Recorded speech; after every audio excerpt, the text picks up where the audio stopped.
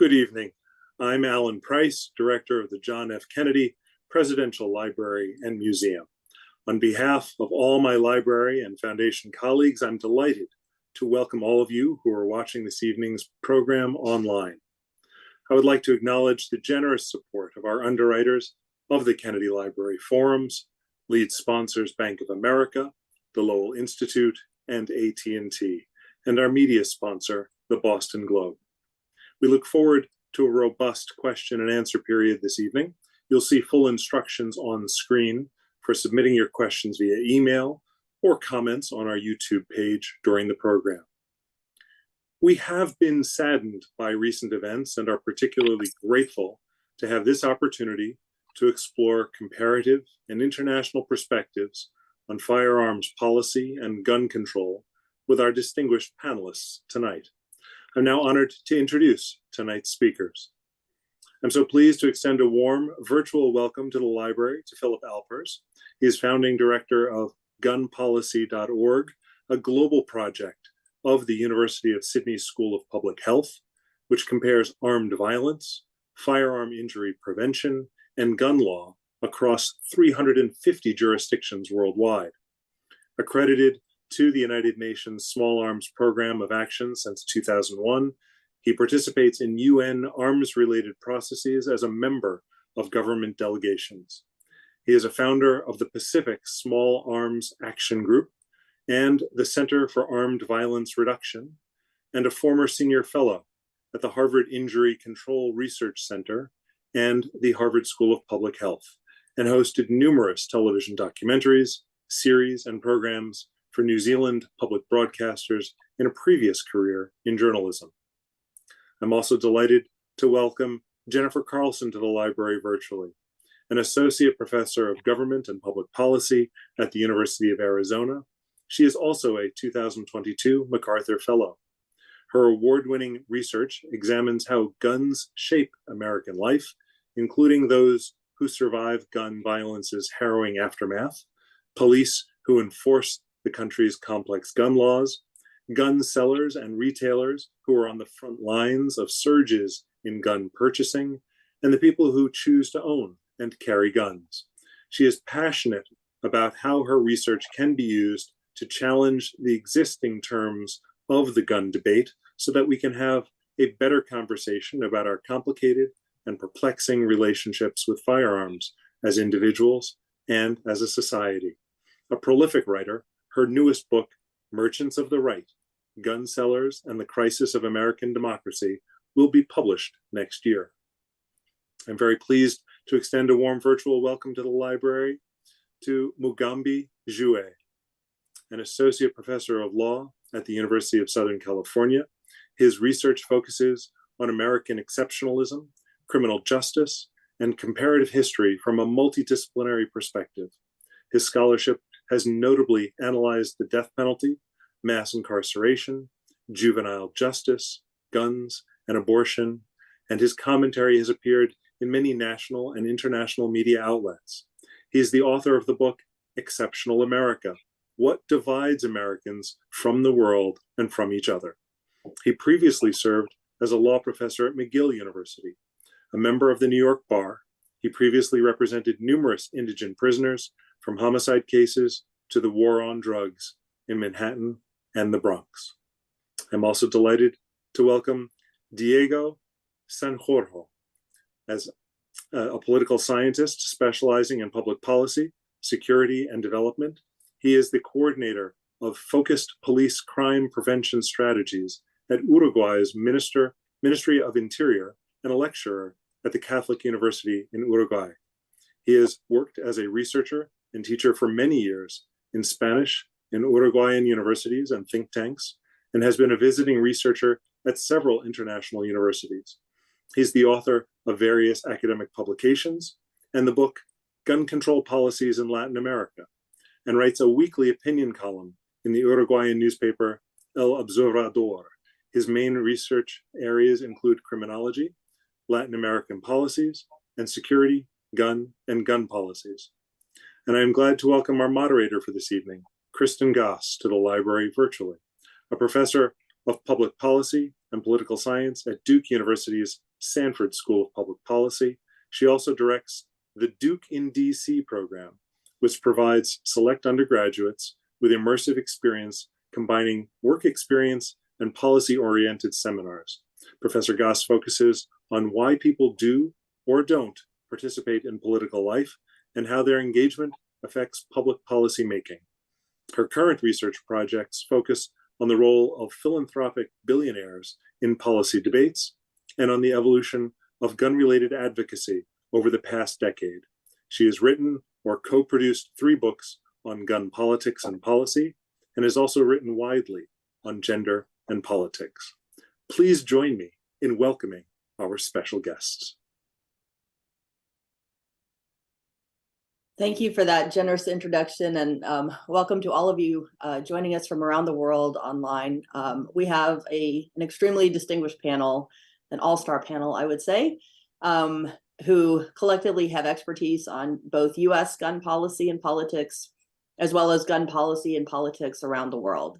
So I'm going to start with a big question for each of our panelists, and we'll go in alphabetical order by last name. So what led you to be interested in studying guns? I'll start with you, Philip Alpers. Hi. Well, considering the scale of the gun death toll, and particularly when you add the much larger toll of lifelong injury and disability, which is often neglected, guns are simply the most neglected and under-researched agents of harm in public health.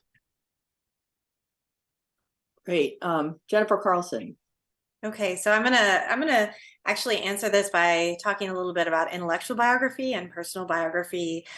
So in terms of thinking about why I came to the study of guns, in some ways, it was a story of being in grad school just as Obama was elected in the US for the first time, and hearing reports that for me in my 20s, I had never heard before because I wasn't particularly politically cognizant under the Clinton years of guns flying off the shelves, and this fear that there's going to be massive gun regulations with a Democrat who's in office and all of these things. And so I thought, well, surely, sociologists, I was in the PhD program at Berkeley in sociology, sociologists would have looked at this and had something to say about it and understood these massive shifts that people were not just owning guns, but also carrying them in the United States. And I found very little. I was actually shocked. And so I realized this is actually the topic that I want to write my dissertation on, to try and understand American gun culture, particularly American gun carry culture from a sociological perspective. Of course, there's a little bit of, it's not purely intellectual. There's also a personal biography element to it as well, which is that even though I didn't grow up with guns, I grew up in a very conservative family. And so, also kind of, in some ways wanting to unpack my own upbringing was definitely sort of a motivation. And I only say this because I actually write about this a lot in my my forthcoming book, Merchants of the Right, really trying to bridge the politics of guns as an intellectual topic, as well as something that is very personally resonant in many different ways to many of us. So Wonderful. Mugambi Jouet. My research on guns stems from my interest in American exceptionalism as a field of study. Nowadays, people tend to think that American exceptionalism means that America is exceptional in the sense of outstanding or superior. But historically, American exceptionalism has primarily meant that America is an exception, objectively and descriptively, especially compared to other Western democracies, if not the entire world. And guns and gun violence are an area of American exceptionalism, for better or worse. The United States has the highest number of guns per capita in the world, also a level of gun violence that is unmatched in the Western world and is very high by international standards. And also, it intersects with other peculiar features of American society, such as a very harsh penal system. The United States has practically the highest incarceration rate in the entire world, and guns and fear of gun violence are part of that equation as well. Great. And Diego Sanjurjo. So in my case, I would say I was always very much interested in violence in Latin America. This is the most violent region of the world. And when you study it, you quickly see that serious, well-made research is pretty new in the region. It will have maybe like 15, 20 years most. And when it comes to gun violence and gun policy in particular, there was pretty much nothing to find. So I started reading everything that came from the US. And I quickly found, things that weren't quite the same. And I thought this is my chance to write something interesting. And that's how I started, basically. So a lot of you have mentioned that there was this puzzling kind of lack of research into whatever aspect of guns or gun policy. And I actually share that perception. So for anyone out there who's watching who is, a PhD student or maybe an academic or a think tank researcher who's looking for a really fruitful and exciting area of study, you've come to the right place, and you're going to hear a lot of cutting edge research tonight. So as I mentioned, we have both, US and global expertise represented here on the panel. So to set the stage for the rest of the conversation, I'd like to tie the domestic and global spheres together with a question for Philip. So you helped create, and for many years have overseen, the definitive global database of firearms laws. You probably know more than anybody in the world about how guns are regulated around the globe. So I'm wondering if you could tell our audience, just generally speaking, about the different kinds of policy approaches that we see around the world, as well as something about some of the outliers, that is, the most restrictive countries and the least restrictive countries when it comes to firearms and how they differ. And finally, packed into that, what about some trends? Are there countries that are tending to tighten their gun laws over time, countries that are tending to relax them, or is the whole globe going in one way, or divergent ways? What can you tell us about this big global picture? Well, there's a clear historical reason for American exceptionalism regarding firearms. About, a century ago, each of the great empires adopted 3 legal principles of gun control. And by that, I mean both the European and the Asian empires. 3 legal principles of gun control. And then they passed those laws down to 150 colonies. Remarkably, they were all pretty well agreed on what those 3 principles should be.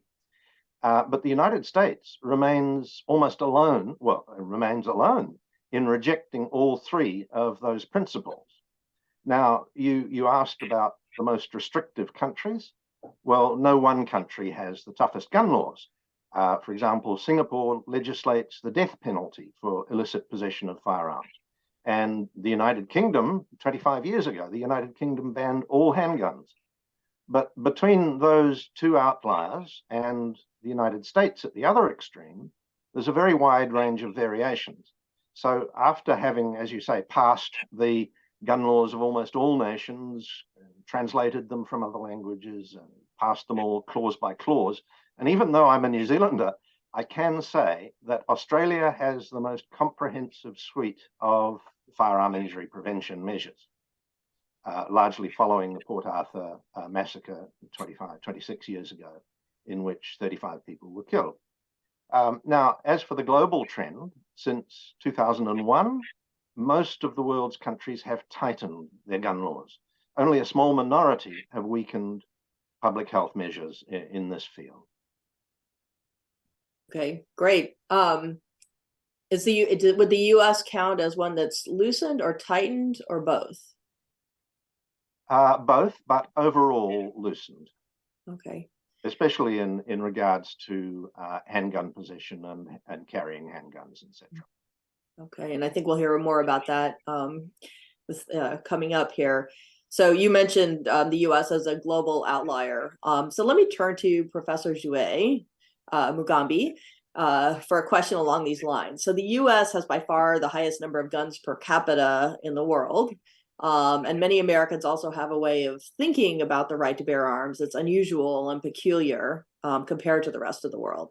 Could you describe how guns have become symbols of national identity and conservative identity in particular in modern America?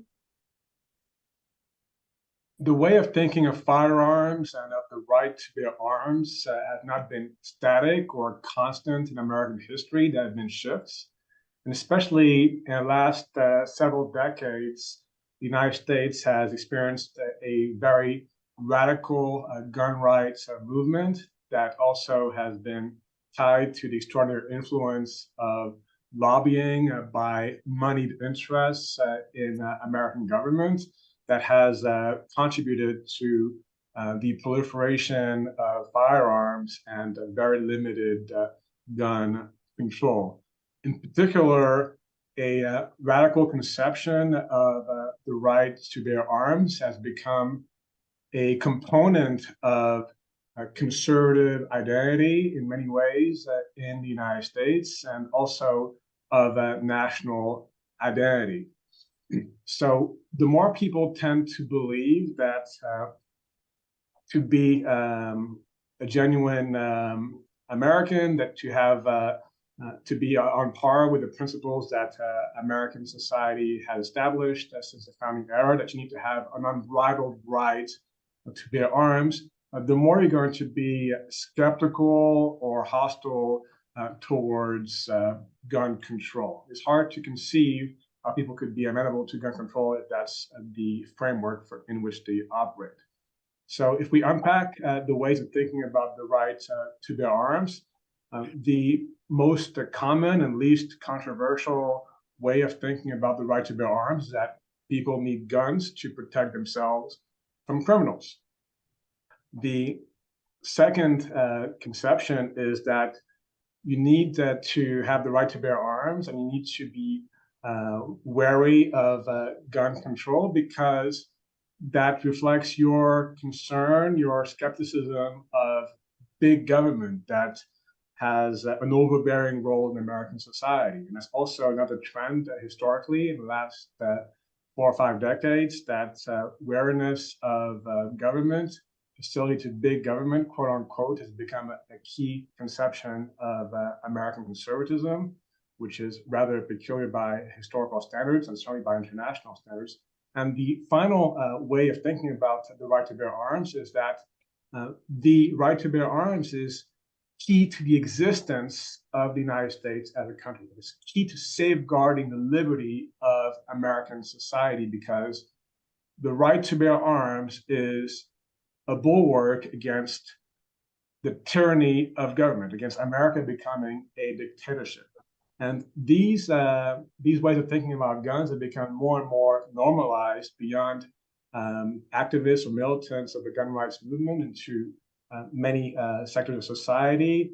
That's also how the gun rights lobby has started emphasizing how it construes the right to bear arms and opposes gun control. And again, if one thinks of this issue in this manner, it's going to be very difficult to become amenable to gun control, towards regulations that would prevent gun violence, because one would think that it is key to one's own identity, or to the identity, if not liberty or existence of the United States, to have an unbridled right to bear arms.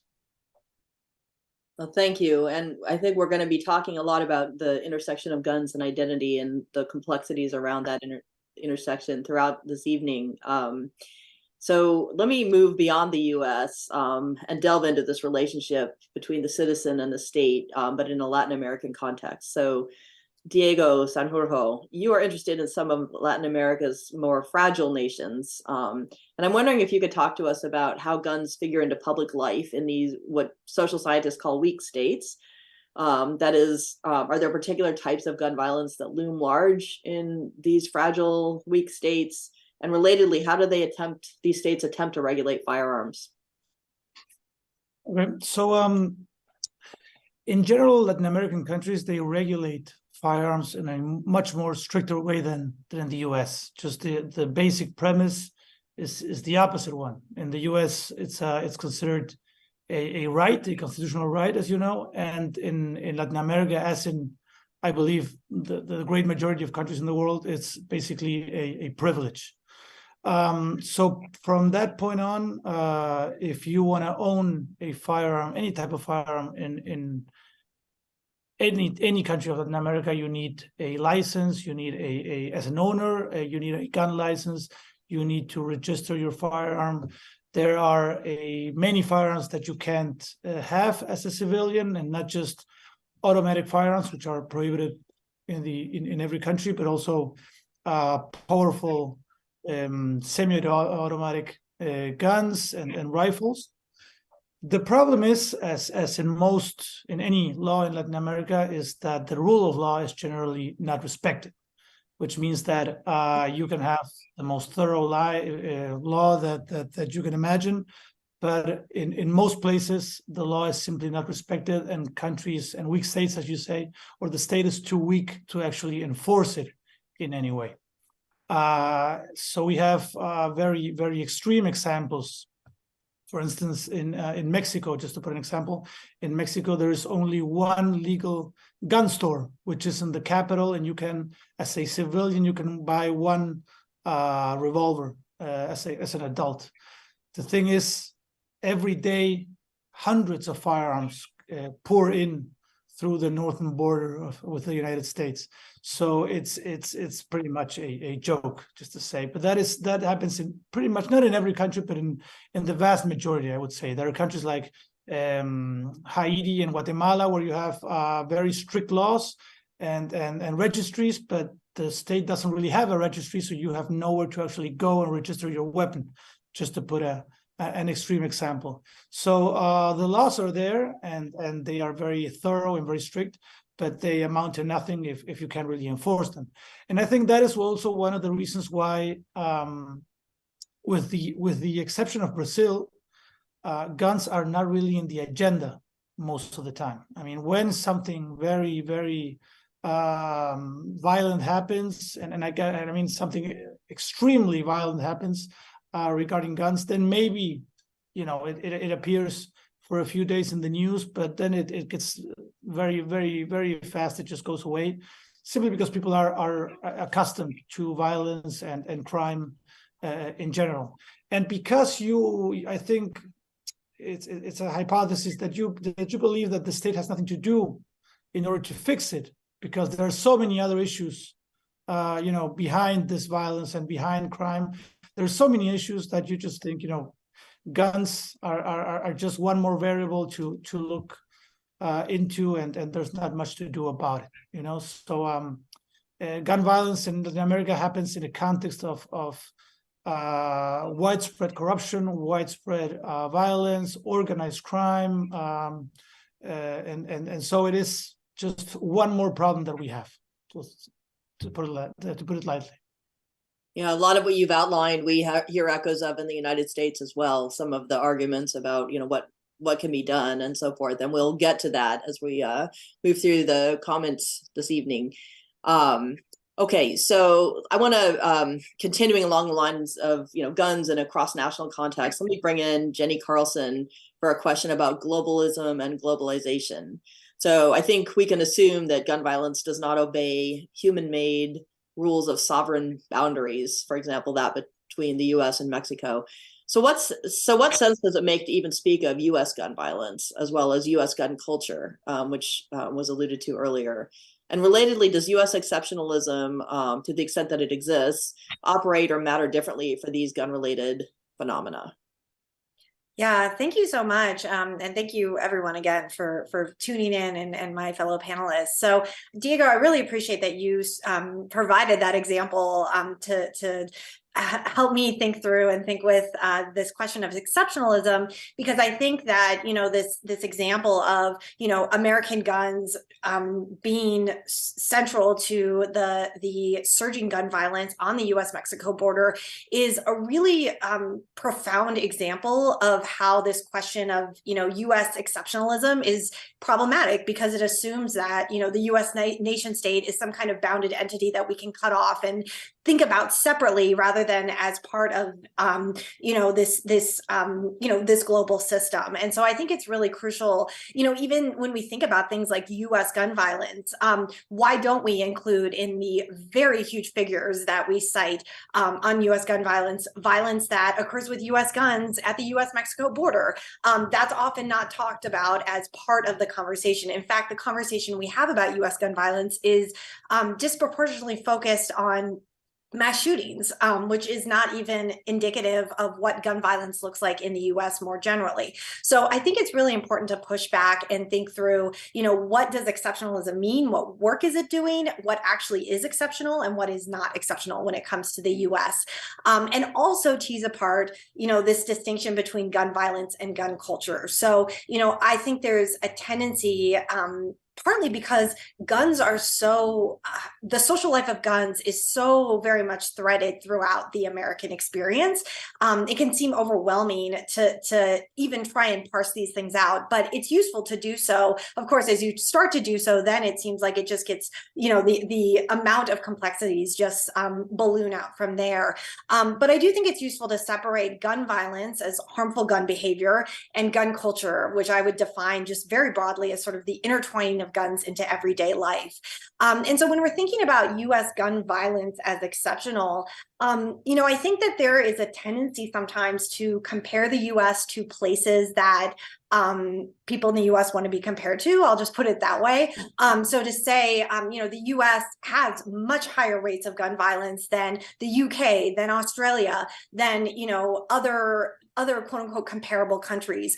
But, as Diego just mentioned, the US does not top the list in terms of gun violence per capita when we look at the entire globe. And so I think that raises a lot of questions as to whose gun violence matters, why certain kinds of gun violence are evocative and politically mobilizing versus not, and what we're really doing again with this question of US exceptionalism. And so I think that's the first thing I will say about thinking about exceptionalism with US gun violence. With regard to gun culture, I actually think that we're on much stronger grounds in terms of thinking about US exceptionalism with regard to the intertwining of guns into everyday life. I think this blending of defensive violence with individual rights is absolutely, it's not exclusive to the US. We see, particularly in, for example, South Africa, we do see similar sort of, and I think South Africa is a really important comparison because we see, in some ways, much of the punitive war on crime, the austere racial politics, that there's things that are similar that, again, when we compare to Australia or the UK, we don't need to talk about as much with regard to the US experience. Those kinds of dynamics become front and center, and I think help to clarify why the US has some of the gun politics that it has. So going back to sort of what's unique or what's exceptional about American gun culture, one of the things that I write about a lot is concealed carry culture. And so this idea that guns are not just something to own, they're not just there for hunting, they are there primarily for defense and not defense necessarily of community, although that is definitely part of the American experience in various ways throughout US history, but that guns are carried for self-defense. And so what we see is that, there's this particular relationship to the state, both supplanting the state, the presumption that, I don't dial 911 because, police are not going to respond in time in my moment of need, but then also in some cases actually supplanting the state, doing what the state won't do. And this is something that we can see in a variety of examples in the contemporary context, but we can also peel back history and see this throughout US history. And one of the things that I think, Philip, you alluded to in terms of, the history of colonization is really important here, is that in the US, historically, disentangling what is private violence versus public violence has been very difficult to do historically, and we can also see that in the contemporary context. We can see cases of both armed private civilians acting like the police, as well as police calling on laws like Stand Your Ground to not just justify but legally facilitate what they're doing as public law enforcement. So I think that is where, when we're thinking about US exceptionalism, it's this particular wedding together of defensive violence and individual rights that really makes the US unique. Perfect. I'm going to shift to a new kind of segment on contemporary events and guns, because I imagine that's a lot of what the audience has an interest in. But before I do that, would any of you like to respond to any of the comments made by your colleagues?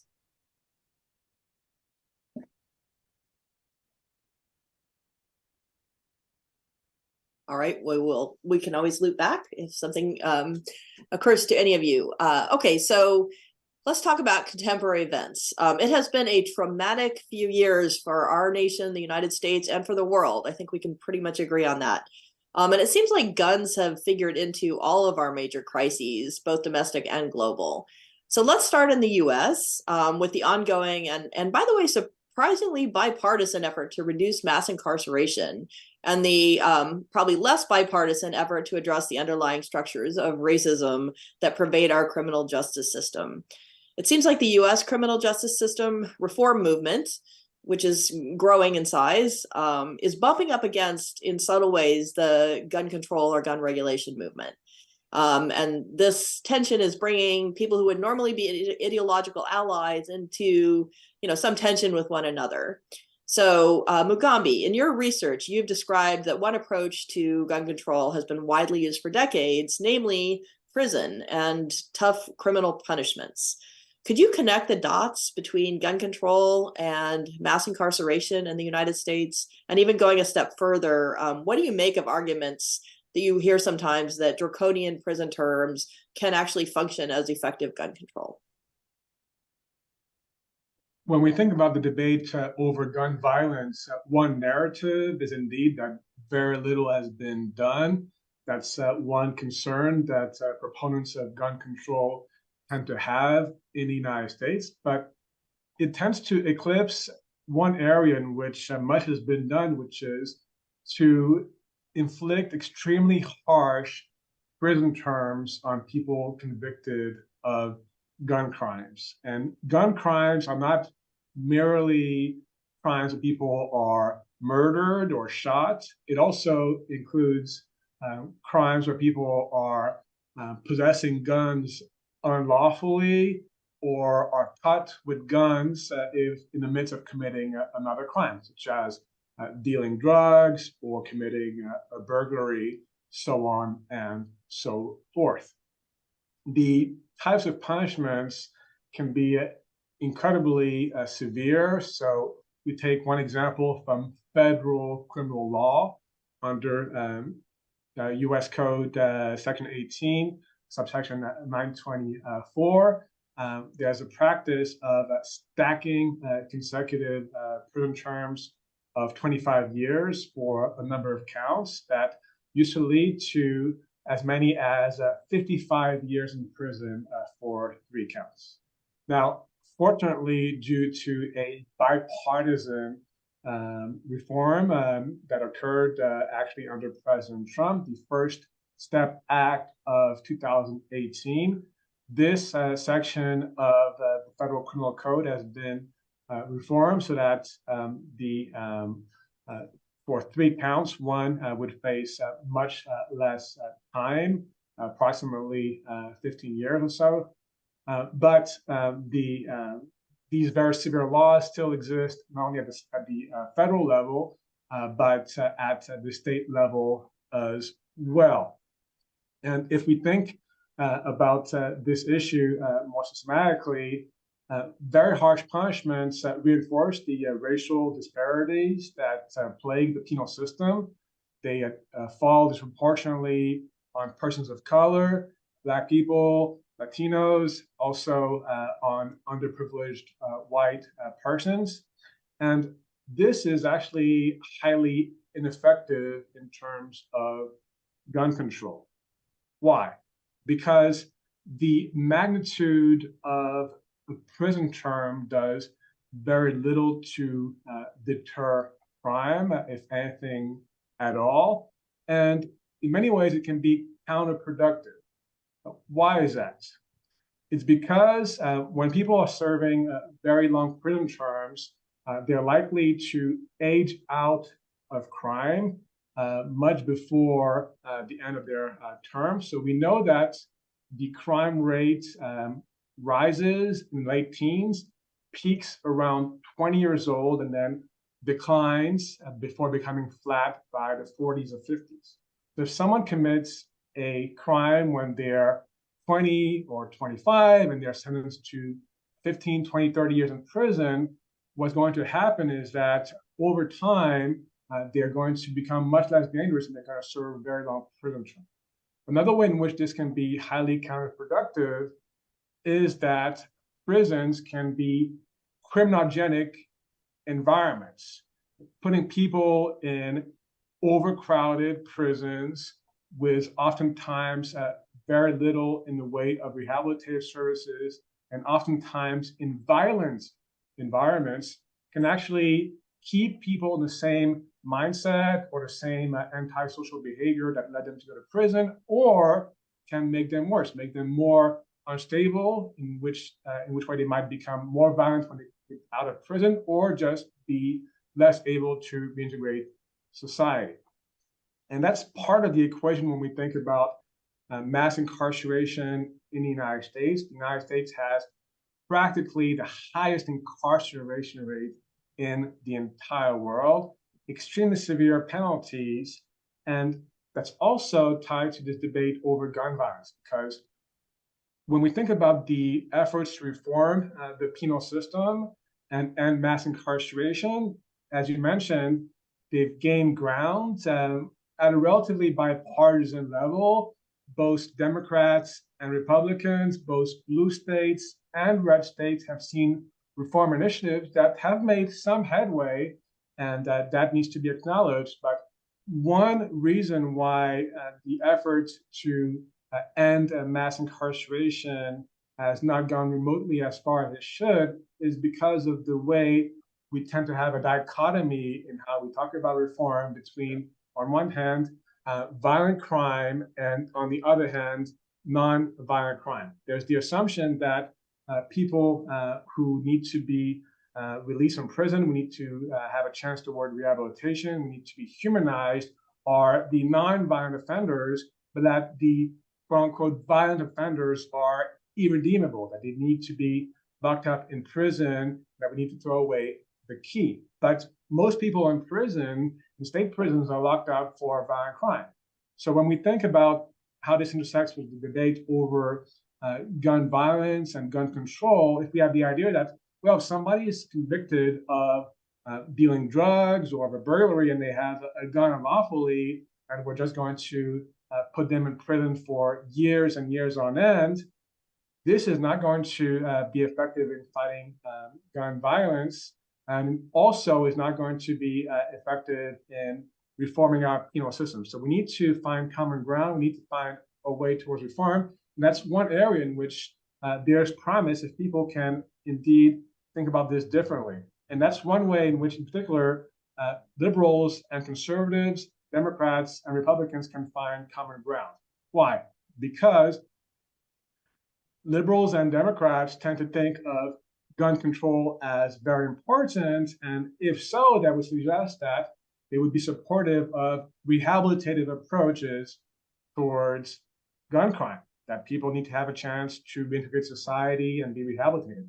And by the same token, for modern day conservatives and Republicans, if they believe that guns should not be vilified, that guns are an important part of American society, the American culture, and I would suggest that someone who commits a gun crime should not be demonized, that they should have a chance for rehabilitation. And that's one way in which liberals and conservatives, Democrats and Republicans could find common ground in the future. Great. I'm going to move beyond the US. So just last month, there was a pivotal election in Brazil when the far-right president, Jair Bolsonaro, lost to former leftist president, Luis Lula da Silva. So this election could have, as I understand it, big implications for gun policy in the world's 7th most populous nation and Latin America's largest country.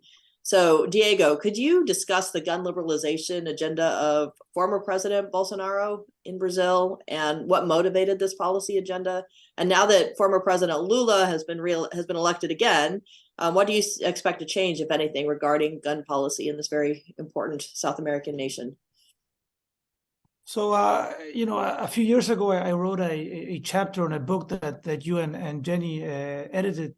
And I wrote that gun culture, the U.S. gun culture was exceptional and not to be found in Latin America. People in Latin America used to have guns, as I said, mostly either for crime, but most of them just for protection because of distrust of the state. And you know, again, in a context of violence, of crime, where it's just the honest truth that most states are not able to protect your life and your family's life if you live in certain neighborhoods.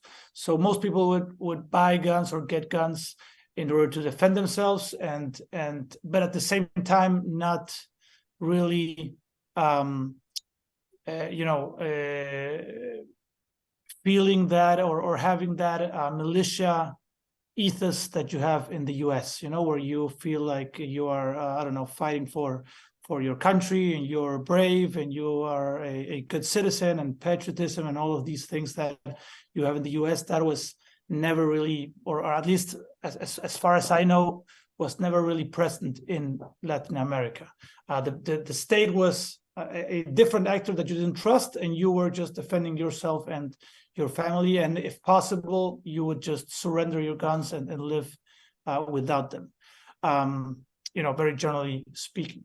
Now, this I would say that this changed with Bolsonaro's arrival in 2018.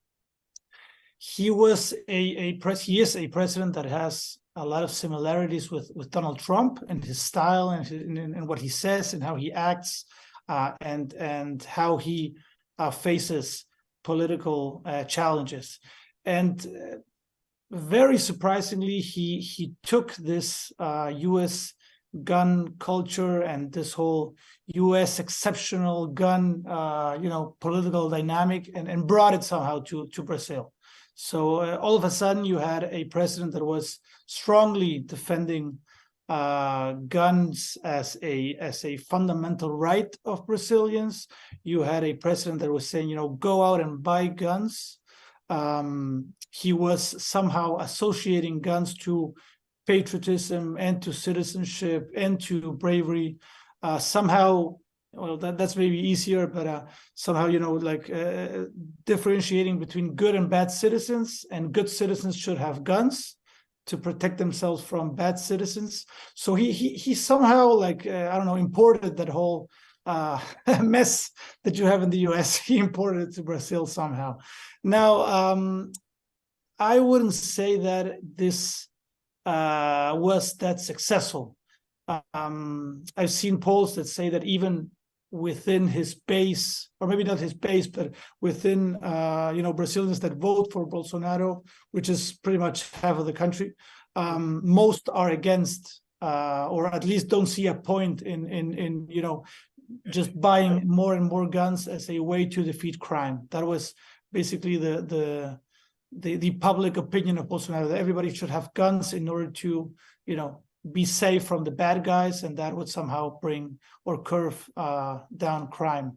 I think most Brazilians didn't really buy that, but at the same time, a lot of Brazilians bought many more guns than before. So gun sales soared, gun stores opened all around the country, mostly in the South, where the gun industry is the strongest. And at the same time, he wasn't really able to liberalize gun policy so much. Like it is a little bit easier now to have certain guns. You can have more guns in certain states than before. The military and police personnel can do more things or have more liberty with guns than before.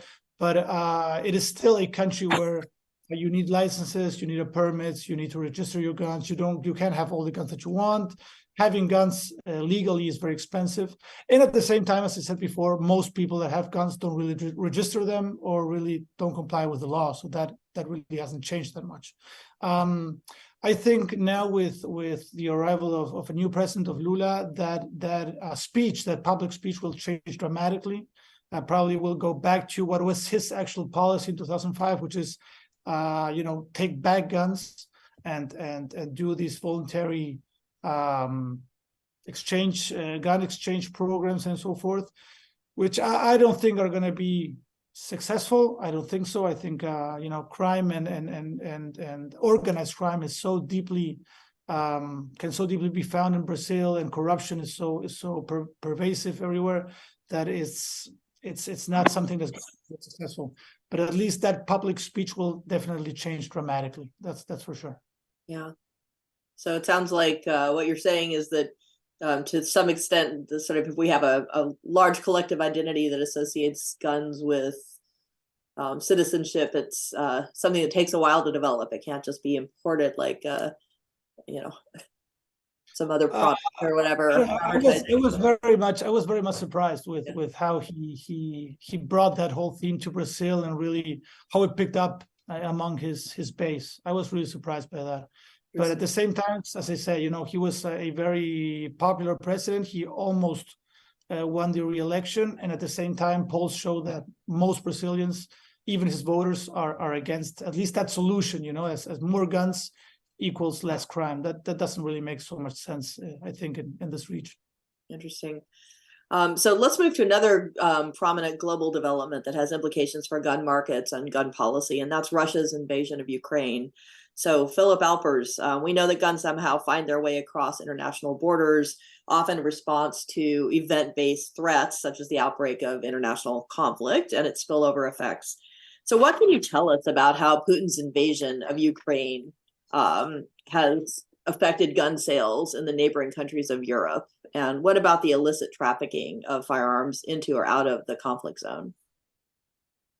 Right. Well, in North America, it's Canada, Latin America, and the Caribbean, which suffer the effects of a deluge of illicit firearms arriving from the United States. But Europe has a direct parallel, and that's the firearms smuggled from the vast armories of the former Soviet countries after the wall came down. For example, Ukraine was the main manufacturer and the main armorer of the USSR. It still has, more than 11 times more military small arms per head of population than the United States. Mm. And now the latest flood of guns into Ukraine from the West this time is adding to those numbers, and Europe is bracing itself for another wave of smuggled crime guns.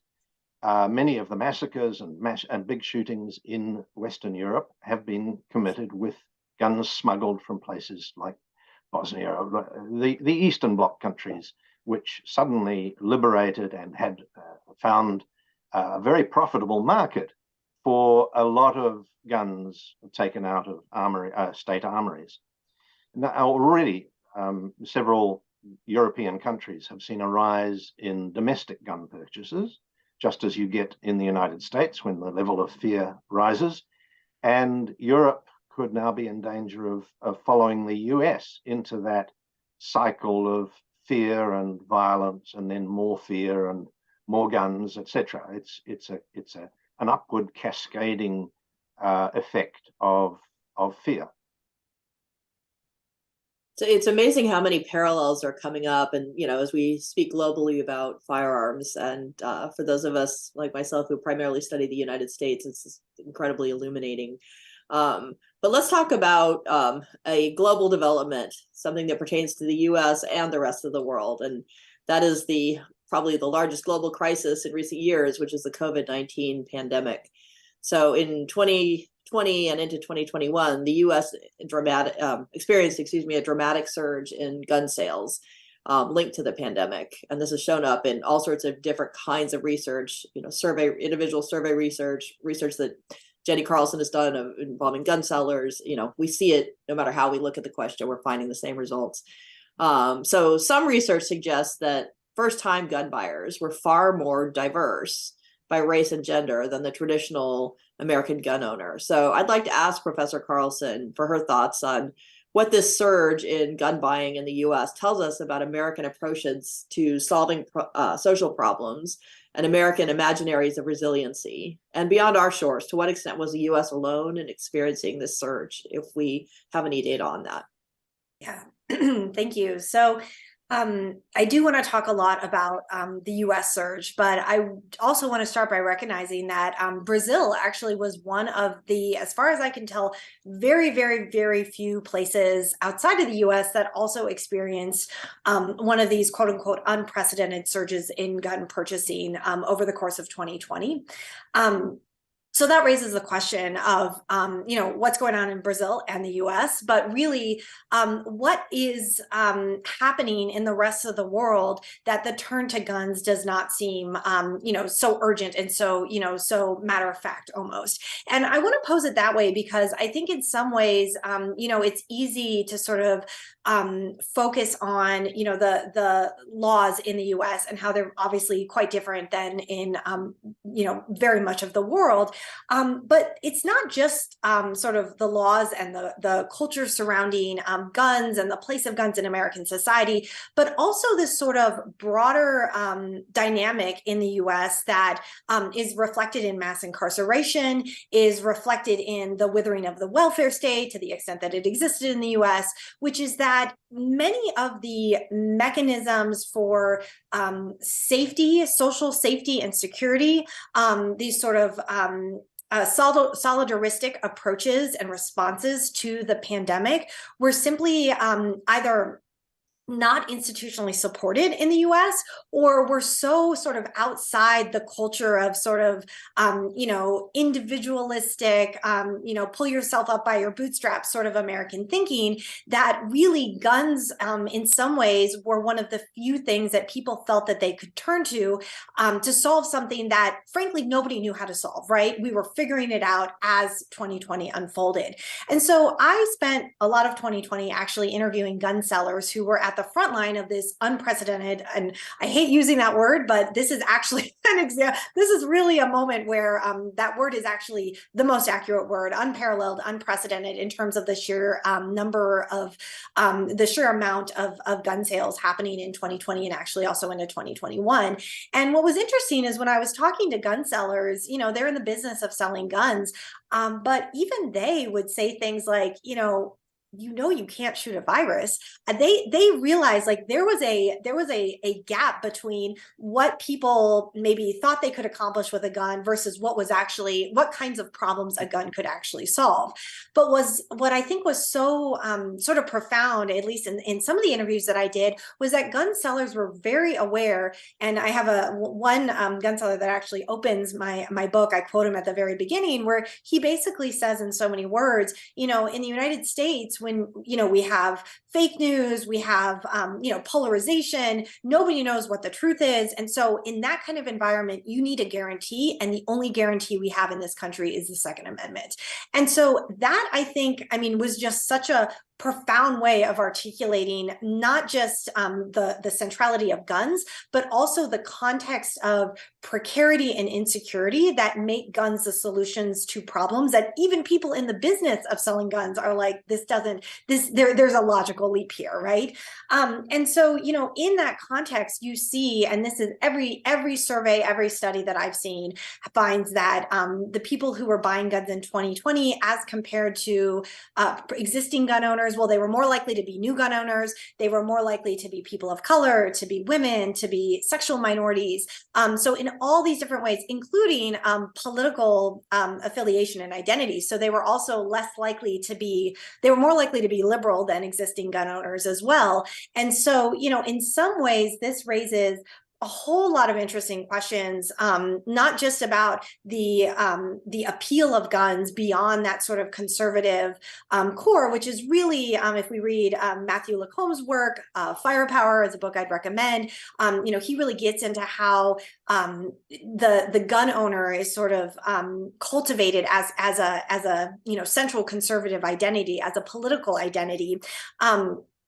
If we think about not just the politics, what that means in terms of the politics of guns disrupting who owns guns, but also, then thinking through, well, what's going to happen to these new gun sellers, or these new gun buyers? Are they going to fall in line with sort of the conservative ethos of American gun politics as we know it, or are they going to be the people who actually maybe bridge politics in interesting and unexpected ways, precisely because they are, spanning political boundaries, which in a world that is, I shouldn't say world, in a context in a country that is so deeply polarized as the US, is actually quite disruptive. So I think that, the surge in gun purchasing, both Oh, sorry about that. There's my cat. The surge in gun purchasing both tells us a lot about the place of guns in the sort of American psyche with respect to, security and safety and all of this, but also raises a lot of really important questions about what's next. Right. Diego, do you want to jump in quickly on this? Yeah, I wanted to do that. I think there's a big parallel to be made with Brazil, as Jennifer said, because again, Bolsonaro he kind of brought this whole narrative from the U.S. and also regarding COVID. So he was against closing down shops and against all these limitations that most states wanted to put forward during the pandemic.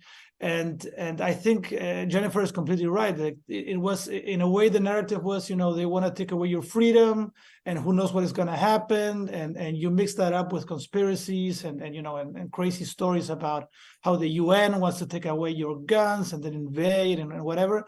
And this made a lot of people in Brazil go out and buy more guns. This was a big deal in Brazil, just as Jennifer said. So yeah, I think there's a lot to study and do research about how fake news and conspiracies always feed these gun buying dynamics, so to speak. Right. So we have about 5 minutes left before I'm going to open this to the audience, but Mugambi, please. Just to follow up briefly on what Jennifer mentioned, when we talk about these new phenomena, what's interesting as well is that they tend to evoke a distant past. There's often a notion that there's a connecting thread, a direct lineage between the founding era and modern gun practices or modern ways of thinking about guns, which is not the case. First of all, the Second Amendment of the United States Constitution is ambiguous. It does not also tell you how to interpret itself, much like the Constitution as well.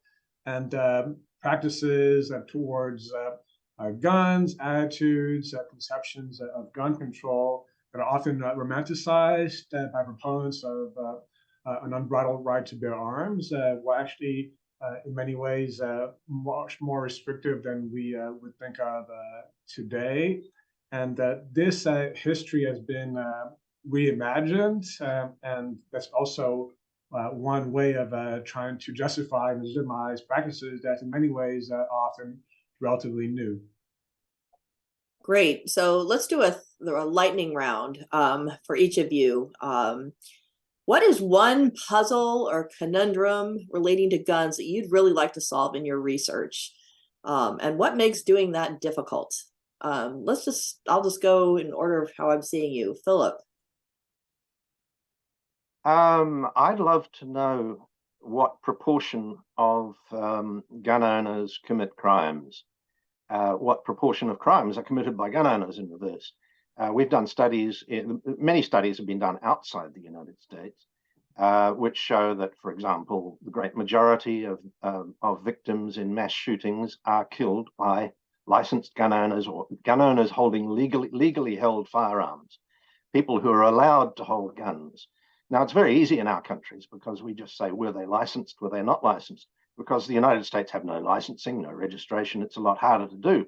But there must be ways to work that out. And it would be, I think, illuminating to a lot of gun owners to realize that they are part of the problem. Jennifer. All right, so I have a very, very, very long list. So I will say, because this is a lightning round, I will simply say I want to know more about these new gun owners of 2020 and 2021. The liberal gun owner, the people who broke the mold. I know that Angela Stroud and Jonathan Metzl are two excellent scholars who are I think, looking at this question. So, if you're also interested in this question, they would be two to look out for. But that is right now both. Yeah, who are they and what is their political, what's the political consequences in terms of the gun debate and the sort of deadlocked nature that we're told fundamentally characterizes it. Is this a moment where we're going to see a shakeup in the long term? Great. Diego. So since I'm working right now with the police for 2 years now, my research has been practically suspended, sadly.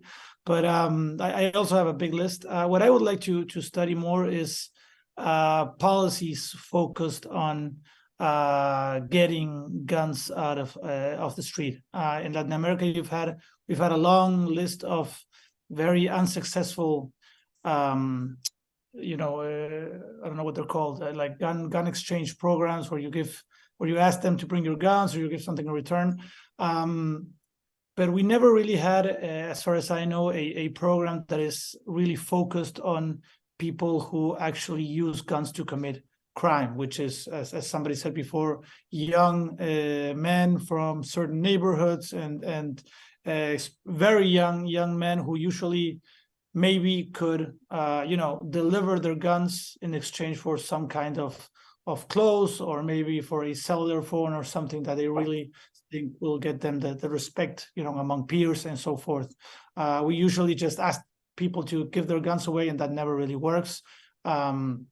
We also tried, giving money away. That makes the problem even worse. So I really would like to put forward a program such as that and try it out. Great. And Mugambi.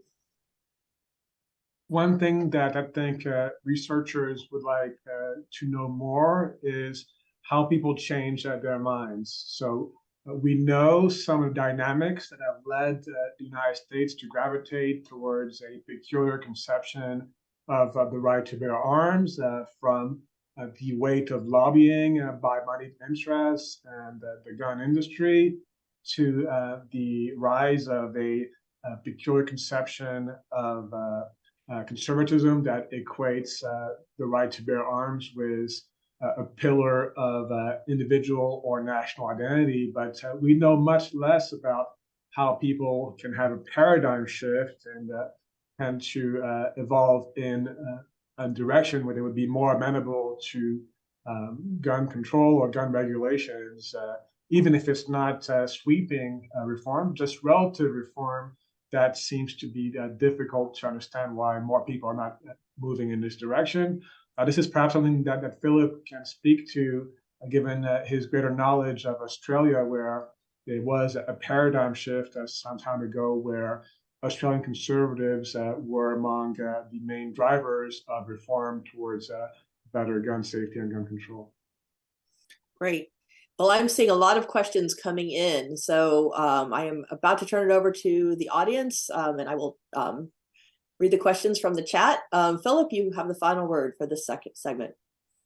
Well, I have to say, we've ignored this, but fundamental to gun ownership is the fear of people of color, the fear of a decline in the supremacy of white males, and a fear of government.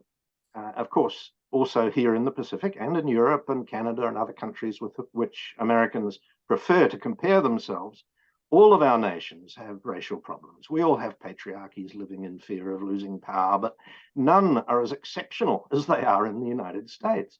And that's obvious from what Australia did. As Mugabe said, a conservative prime minister led the biggest destruction of firearms in the world. And that was done because he had 95% support from the polls. Australians weren't afraid to destroy a third of the nation's firearms. And that's largely because our governments do very little to generate fear in the population. Australian police carry guns as well, as many as yours do. But many people say they kill too many people, but they shoot far fewer people per capita than you do in America. And that's a part of the reason why Australia's gun controls have become a considerable source, as polls repeatedly show, a considerable source of national pride.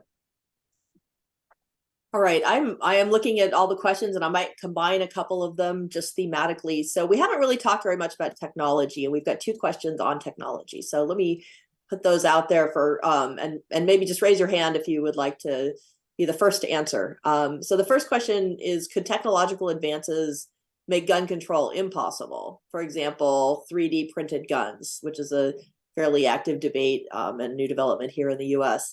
And then relatedly, why can't manufacturers be required to make only smart guns that can be fired solely by the licensed owner?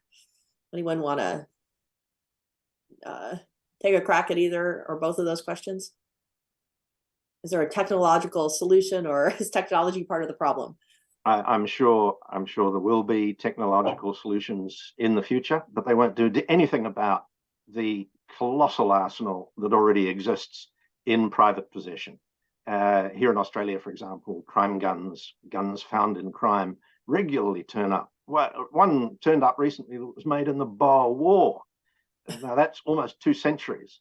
Guns have a long decay curve, and you can certainly hope for our grandchildren's grandchildren to have technology that makes an effect, but to have an effect of such laws, even if they came in tomorrow, to force everybody to have a personalized firearm, would not take care of the great majority of firearms. What about smart guns? That's what I meant. Yeah, personalized firearms, smart guns. Yeah. But what if we had I think New Jersey had a requirement like this and then had to repeal it, but so all new guns entering the market have to be smart guns. Does anyone think that would make a dent in the gun violence problem that we have in the US or elsewhere? I mean, as Philip said, I think it is a something positive that could come out in the future. But the problem that we have right now are the guns that are already made and distributed around the world, so that wouldn't change at all. From that point of view, I think the first thing that the question addressed is more present. The fact that you can now build your own guns. I don't think that's, at least in Latin America, it's not really something that you see a lot. But I don't know, maybe in the US it's different. But in the next few years, that's going to be more and more easily made. So that is a threat for sure. Mugambi. In terms of what is possible for reform in the United States, we have to be realistic. There will not be, in all likelihood, sweeping reforms in the area of gun control and gun safety in the foreseeable future. But if we see reforms as incremental, then that's one place to start. So different reforms in different areas, bit by bit, making society safer is already something to look forward to. Jennifer.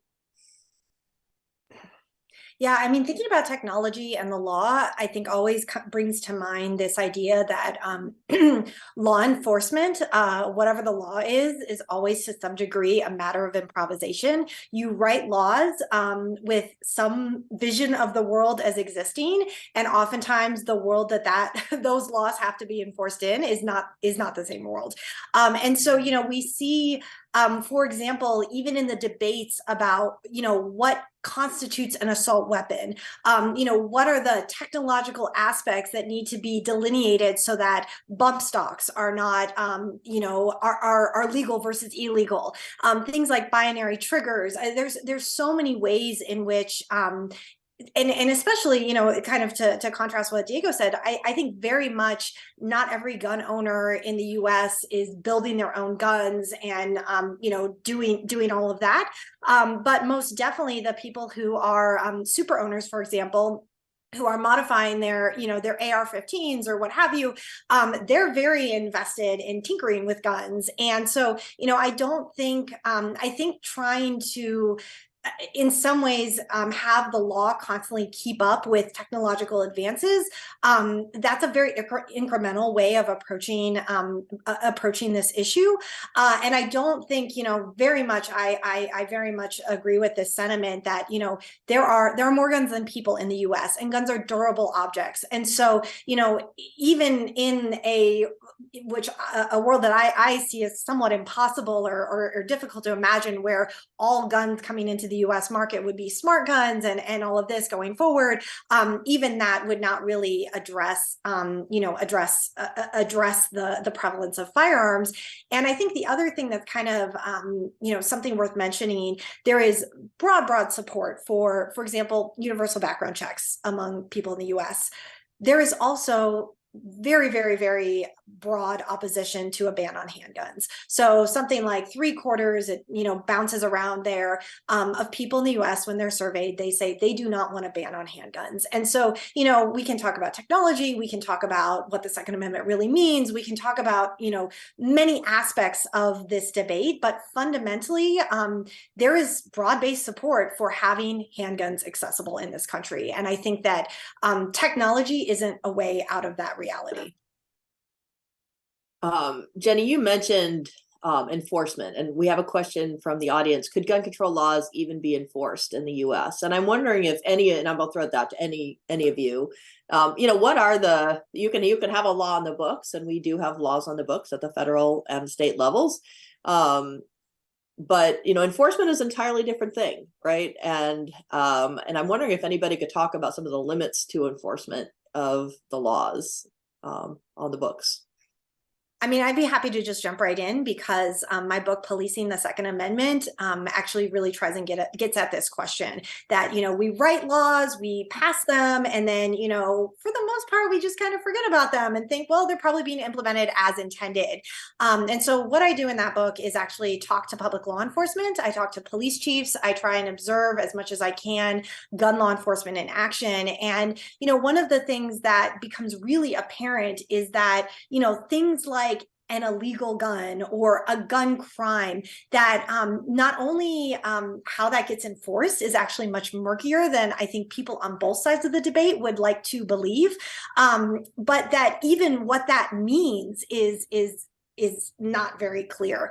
And so, one of the pieces of that book that I'll just talk about, because I think it's a really powerful example, because it actually makes both sides of the debate pretty uncomfortable, is the observations that I made at gun licensing boards. So these were boards, and I'm not going to get into the weeds with the methods of this, but basically I watched proceedings that involved people who had concealed pistol licenses that were revoked or suspended, or who applied for pistol licenses, and it turned out that their licenses were denied and they were appealing the denial.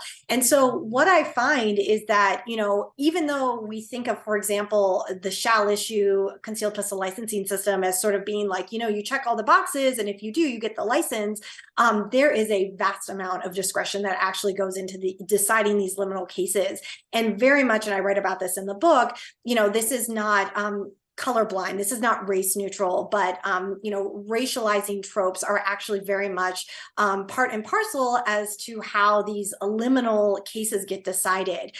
So I definitely think that we need to be talking a lot more, and this really ties into what's been said before about mass incarceration and the politics of race and white supremacy, that these things are all interconnected. And very much both the willingness to over-enforce as well as the willingness to under-enforce laws definitely needs to be part of this conversation if we're going to think through the effectiveness of U.S. gun restrictions.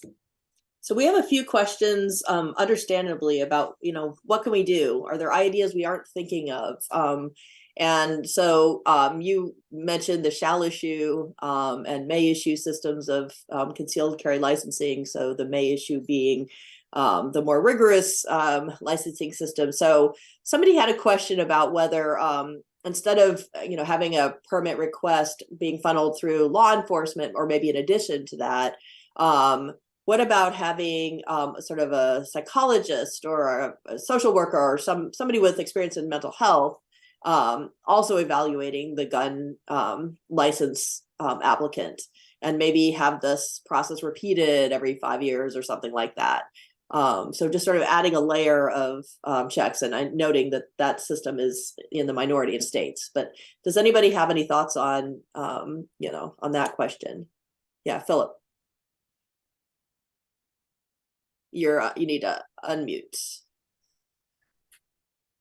This has been discussed right around the world. There are countries which already do it, Austria, Germany, a bunch of countries which have laws which say that you must have a mental health evaluation before you qualify to own a firearm.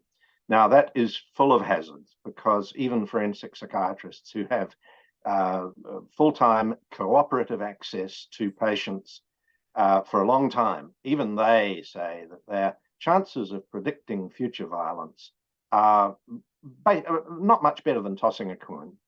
And the next thing is that then people say, oh, well, doctors should, GPs, GPs should flag if they think that somebody is in danger of killing with a gun.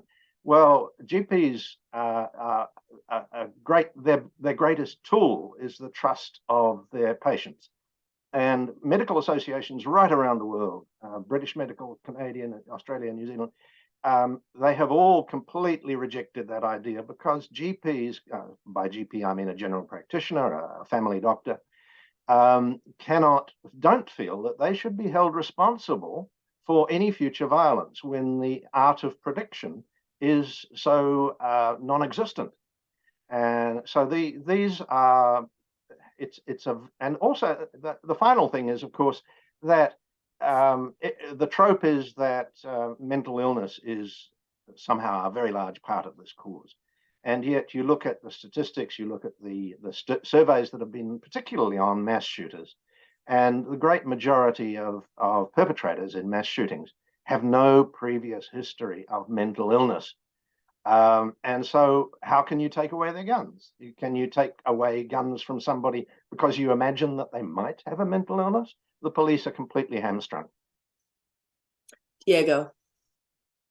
I want to tie that question up with what we said a few minutes back on smart guns. I should have said it then, but I didn't. I don't know if that might be I mean, I've never read an argument against smart guns. I don't know if the rest of the panelists have read it, but I think in the U.S. where there's such a big deadlock, and even though it's not a big solution and whatever, I don't see why you couldn't get to a point where everybody agrees on having a fingerprint lock or whatever on your gun as a mandatory thing. That would certainly bring the price up, and maybe in countries such as where I am, that wouldn't be feasible. But at least in the U.S., I don't see why that couldn't be like a step forward, at least in a few years. Yeah, I mean, there's been political opposition to that because the argument is that if you, that if you require smart guns or have some sort of a kind of a law that every gun must have this kind of technology, that this is going to be a step down the slippery slope to more draconian firearms laws. I know there was a law in the books in New Jersey that they had to repeal. So what about we've talked about how at least in the US context, the major reason for owning a firearm has kind of shifted from 20 or 30 years ago it was for recreation, sports, hunting, to now being self-defense. And one of our audience members wants to know whether we as a society in the US or elsewhere might promote other less lethal self-defense practices. Has anybody tried that anywhere else? Could that work?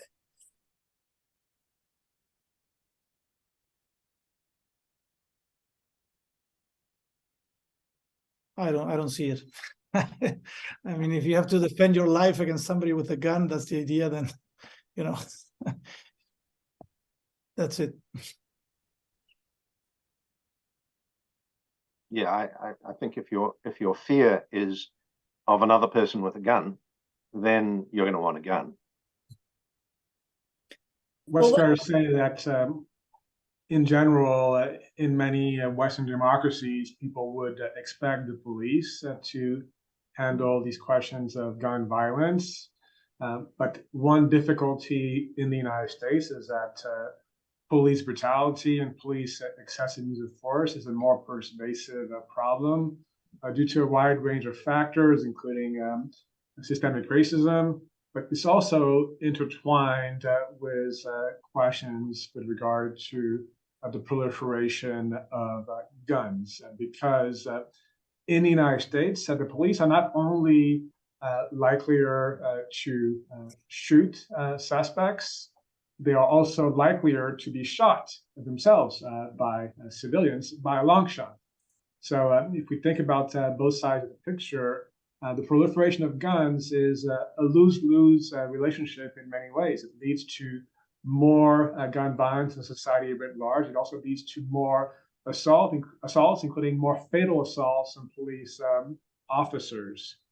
And it's also important to think about how the police could play a more effective and less discriminatory role in dealing with gun violence in the United States. It's another topic, but one that needs to be talked about when we think about enforcement and safety, because as my co-panelists had mentioned, the odds that private citizens will be able to serve as vigilantes and protect themselves is also part of the issue with regard to the proliferation of guns. That's the mindset, among others, that leads to the proliferation of firearms and hostility towards regulation.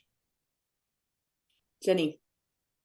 Yeah, I mean, I think this question of, what about other kinds of self-defense, non-gun self-defense, pulling it back to the police, when the police themselves are advocating armed self-defense, and they are, widely considered, by many factions of the general public, as well as treated by the media as the experts in crime and gun violence. And this is not new, at least since the 1960s, there's evidence of police, providing gun training to people for the purposes of self-defense. One of the police chiefs I actually interviewed for my book, Policing the Second Amendment, actually told me, and this is like a very, kind of a twist on everything that you just discussed, that actually some of his officers decided to start a concealed pistol licensing class, and they were actually using the funds to pay for their implicit bias training. So, I mean, there's a lot of ways in which this gets, all of these issues get crisscrossed. But the thing that I really want to emphasize is that, as far as I can tell, there are most certainly chiefs that are very vocal advocates of more gun restrictions. And, of course, all of these things, when we say people are for gun rights versus gun control, the first thing we should be asking is, what do those terms actually mean? But as far as believing that, and I'm going to use a very loaded term, but law-abiding citizens should have access to guns for the purposes of self-defense. Even in places like California, police, from my reading of the evidence, are generally in favor of that. And so it does actually raise this puzzle of, if police would benefit so much for, from not having as many guns in the hands of private civilians, why do they actually oftentimes embrace it? And what I found in my conversations with public law enforcement is that they see it as productive of social order. And, all of that is wrapped up in, all of the histories, the politics of race, all of these things that we've been discussing, throughout this panel. Mugambi.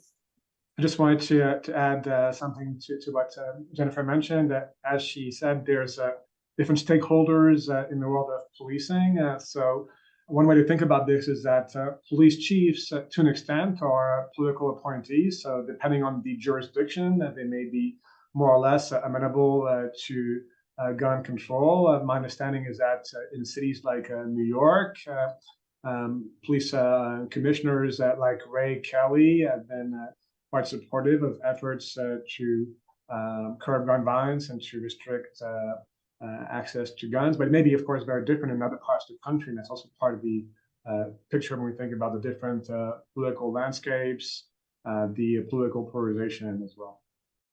So I want to close with a couple of policy questions that are sort of related.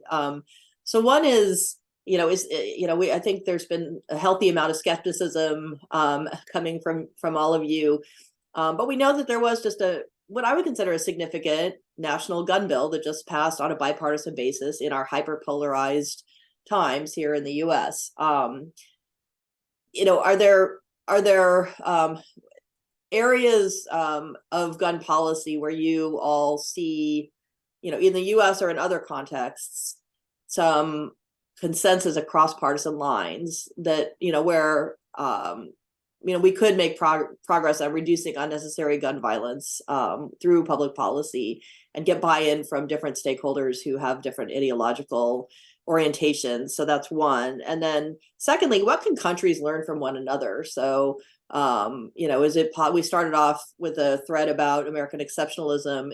Are there policies that have been tested around the world that could possibly fly politically and pragmatically here in the US?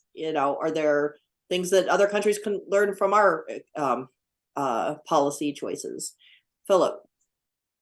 Well, one thing I can say is that there is one thing that absolutely will not work, and that is that if Americans imagine that they can do what Australia did, they're deluding themselves, because to destroy the proportion of civilian firearms that Australians destroyed, America would have to send to the smelter 90 million firearms.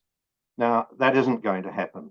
And so hinging any argument on look what Australia did presupposes that your population is willing to do what Australia did. And I don't think that's the case. Others? Room for bipartisan compromise? Yeah, Diego. I mean, I don't want to get into the politics side of it in the US because I don't know it as well as all of you do. But I think when we talk about policies, we shouldn't speak of solutions. Nobody's saying that any measure that we can take can solve the problem, and then that's a wrong way of I think discussing these things. I think simply it's logically and it's been proven that background checks, they help. Having licenses and registries that helps keeping people with mental issues away from guns. That helps keeping people that have committed crimes away from guns. That also helps. All of these things help. And I think in the U.S. as well as in Latin America, we are in a situation where there's so much violence and so many problems that anything that helps should be tried. At least I think always knowing that it won't solve the problem, but it will get you one step closer to a better future. I mean, I think something that most people, even in the US, don't realize is that our gun laws vary quite a bit state to state. So some of our strongest law states, New York, Massachusetts, California, et cetera, have laws that are almost as strong as some of the, as Jenny pointed out, some of the countries we like to compare ourselves to, right? Not England, but we've got some pretty strong laws in some states. So we do have room for experimentation, of seeing what works and, potentially states learning from one another, political conditions allowing. Mugambi. One thing to think about with regard to the recent federal reform passed in Congress is that it's quite possible, if not plausible, that it will have a very limited impact. But when we think about the effectiveness of such reforms, one thing that tends to be eclipsed is how the weight of lobbying by the gun industry, by moneyed interests, also affects the regulations that are passed. So when people say, well, look, these reforms, they are not really effective, so that suggests that we don't really need to invest time and energy passing them. Part of the reasons why these reforms often have a very limited impact is because they're watered down because of the magnitude of opposition from the gun lobby. And many of the citizens and political leaders who share a very profound wariness about hostility towards gun regulation. All right, looking at the time, and I think Jenny, you have the final word. Okay, thank you. So yeah, I kind of want to pick up right on that point, which is that one of the fallouts of the way the gun debate is structured in this country and the policymaking world around it is that we end up having conversations about profoundly narrow interventions. And so, there's one way to look at that is that, that's they're watered down versions of what would be a more robust platform. But the other way to also think about that is that we really shrink our imaginations about how to address gun violence when we focus so much on these sort of narrow points. And so let me illustrate that. I think that mental health, Kristin, your work has shown that has been a source of bipartisan movement. Background check reform, that is something that is widely supported among people in the U.S. And so these things, and yes, they will they change everything? Will they solve everything? I think Diego's point is right on with that none of these things are going to transform dramatically the context in which we're navigating in the U.S. But I think that one thing that is very frustrating, and this comes out of work I've been doing talking to gun violence survivors, is just how much profound indifference there is with regard to the loss of life with respect to gun violence. And that's not across the board, but particularly with regard to the loss of Black life. And we see this, for example, and this may be changing a little bit. I know that there has been more concerted efforts to really fund gun violence intervention programs, which have nothing to do with the Second Amendment. They're not framed as gun control and are highly effective in addressing gun violence. But we know based on experimental studies that when people in the US are primed with a victim of gun violence, and that person is white versus Black, they are less likely to support gun control if the victim is Black, and more likely to support it if the victim is white. And I think that is, on some level, I think all of these policy, again, and I know I've already said this, but this will be my final word, all of these policy prescriptions, if they don't address or grapple with that core problem of the politics of race and white supremacy in this country, we will always be putting a Band-Aid over what is a massive wound. Well, on that very important and profound and sobering point, I want to thank all of you. This has been a terrific panel, incredibly enlightening, and I want to thank our hosts at the John F. Kennedy Library. I think it's worth remembering that John F. Kennedy was a victim of gun violence, right? But I am hopeful, maybe a little more than some of the panelists, that we're starting to find a space to talk about the various kinds of gun violence problems that we have, at least in the US. So thank you all, and thank you very much to the audience for some terrific questions. Thank you so much. Thank you so We're much. excited. There's hope. There is.